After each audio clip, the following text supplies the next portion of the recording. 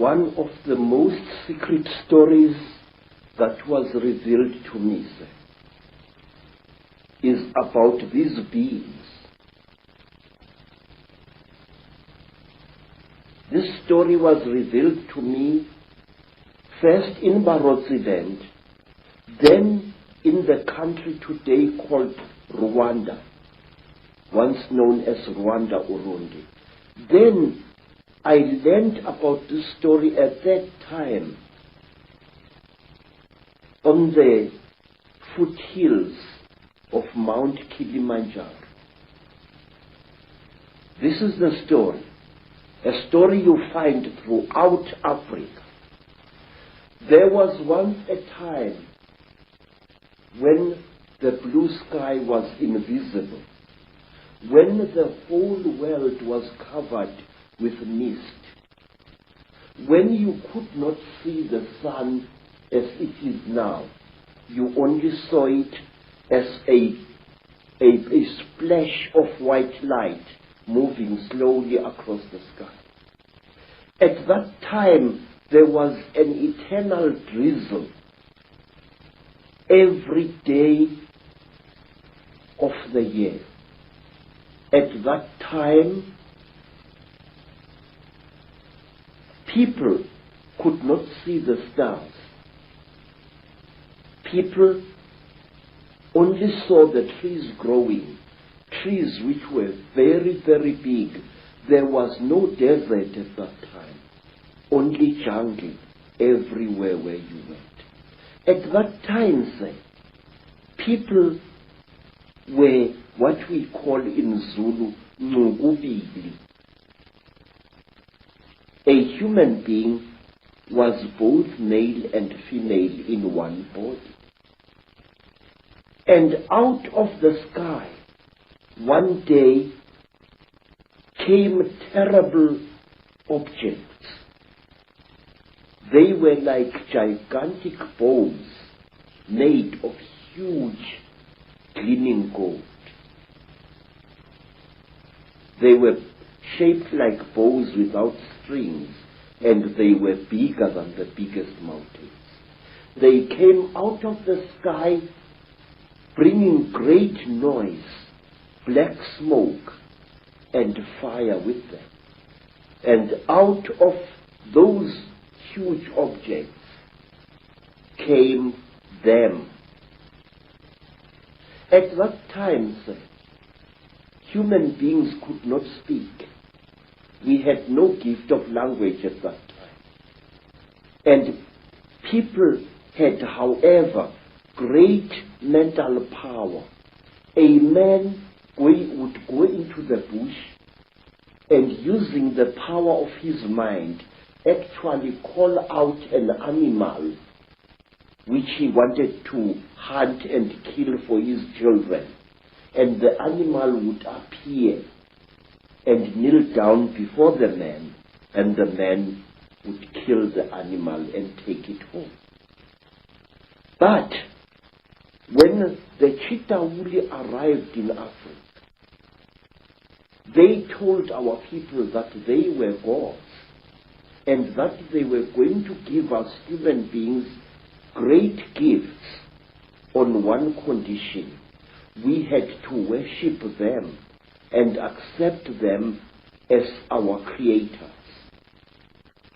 Some told our people that they were our elder brothers and that this earth had produced them generations ago. And they said they had come back to the green womb of their mother and that they were going to make us into gods. What they did, they created a very strange pair of caves in the land. They dug 2 caves. In one cave was a green light, in another cave was a red light. And they drove human beings into these caves. And each human being had to choose which cave the human being wanted to go into. And those who went into the green cave came out as women And those who went into the red cave came out as men. And then the talkers, the Chitauri, told our people that now they were perfect. But the moment the first men saw the first women, a terrible row erupted. The women hated the men because they looked between their legs and they saw what they thought were snakes dangling between the legs of the men. And the men hated the women because they looked on their chests and they saw these big things. What they were, they did not know. And then the Chitauri laughed. It was to them a very, very big joke.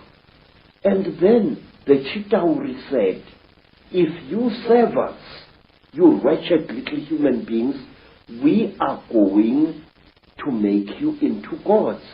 And the human beings agreed to serve the Chitauri. And the Chitauri gave human beings a second gift, the gift of language. People started talking with their tongues where they had talked with their minds before. And there was a big rubbish starting again, because this man did not know the language of that man. And when this man greeted that man, this man thought that he was being insulted, and so a lot of murder and culpable homicide started taking place all over the world.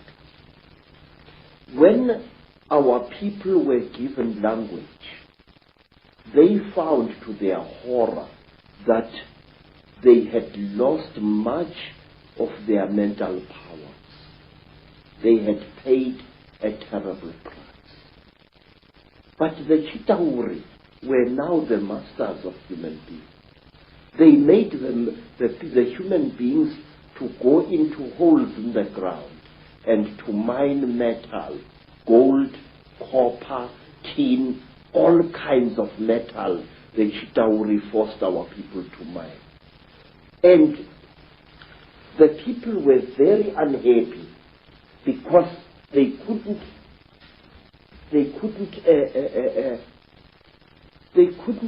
cope with the new sexual differences which were there now between men and women. And then from amongst the Chitauri came a very good female Chitauri. Her name was Mai Nzarantwari Samahongo. Mai Nzarantwari Samahongo was the senior wife of the terrible chief of the Chitauri, Umbaba Gorontwari Samahongo. She was sorry for human beings, this great reptile lady. She said to the poor people, "Ow, you are unhappy." And the people said, "Yes, great one. We go into the holes every day, we dig the stones and we bring it to the gods, but we are not happy." And Mai Nzarantwari scratched her scaly chin